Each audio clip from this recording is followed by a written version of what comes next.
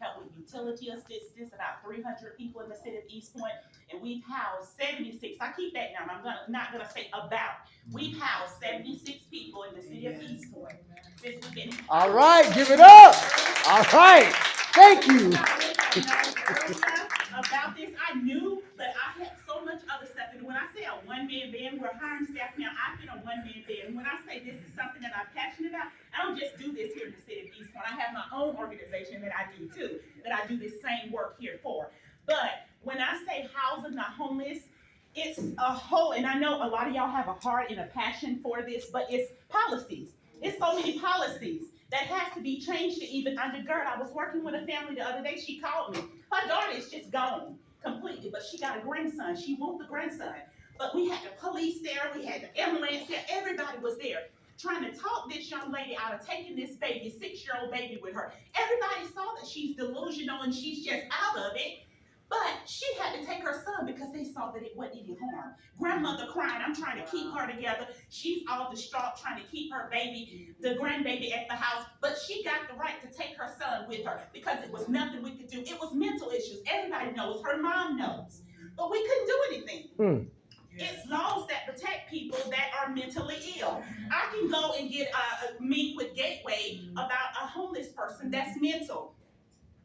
We can't hold them hostage somewhere in the mental institution or whatever. We can't do that. They have to let them go after they evaluate them.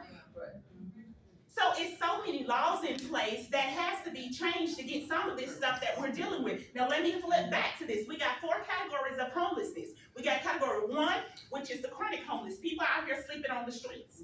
That's right. The parks and everything. I don't deal a whole lot with that, but I do deal with it. I call them Gateway. They specialize. I'm not going to sit here and play like I specialize in everything. I need people like you to help me, boots on the ground. And that's what I try to say all the time. Y'all need to listen to the people with the boots on the ground because you're not out here watching and seeing what we're going through. So you don't have the boots on the ground like we do. So I try to tell them that all the time, but they're sitting there making the policies in the room. And I'm like, this don't even make sense. You're tying my hands.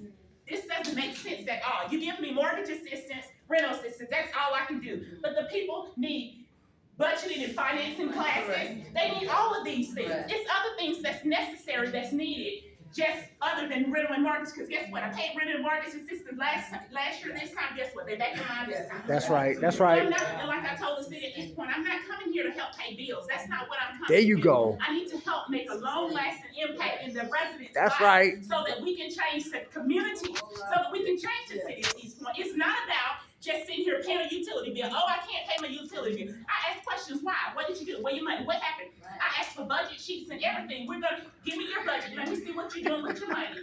We don't just pay those things and then just send them on their way. In our homeless category, let me go back to that. Our homeless people, we got a category 2. Those are people that are evicted. When they're evicted, that's category 2. When they're facing eviction, that's category 2. That's my bulk of people that I'm dealing with, because all these investors is coming here buying up properties. That's right. They're putting the people out of their community. That's right. I had a 72-year-old lady call me Friday. Well, a friend of her called me Friday. She's getting ready to be put out in 60 days, 72. She's been living in her property 15 years because the investor is selling their property. So she has to get out. So it's things like that. What do I do? My hands are tied. And not only that, but let's not talk about exploitation. They know that they're dealing with low to moderate income families. So some of these property managers, they're abusing this situation. I will get in my car from my office and go to that property manager a lot of times. What are you doing to my client?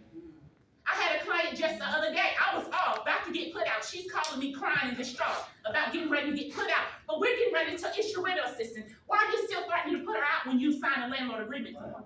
Don't have me to call the city attorney's office. There you go. Those type of things. That's how I advocate for my clients. I don't just sit here and say what I'm about to do or what I'm going to do. No, I get in my car and I go. So a lot of times people don't understand. I say, don't let this little blonde hair up here fool you.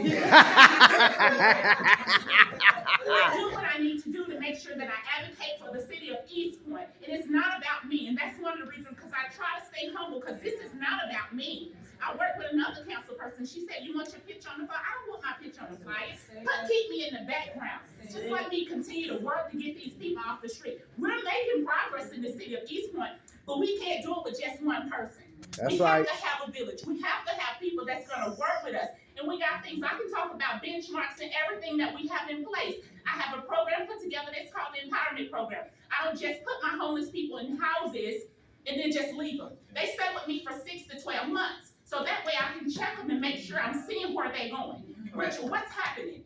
What are you paying your rent? Are you staying house? Because guess what? That revolving door. And another thing I don't do, I don't just say, hey, you can go over there and get help. Just go over there. No, I'm making the phone call. And a lot of times they don't answer the phone. That's a pet peeve of mine. I got 3 phones in my purse right now. You bound to get me on one of them. So it's not about, and I'm like, I don't understand. If you're in this business of social services, why are you not answering the phone? First of all, hold on. Give a round of applause. Give a round of applause. Okay? I apologize, but I'm so happy. I think we do have the right person at the right time. No, you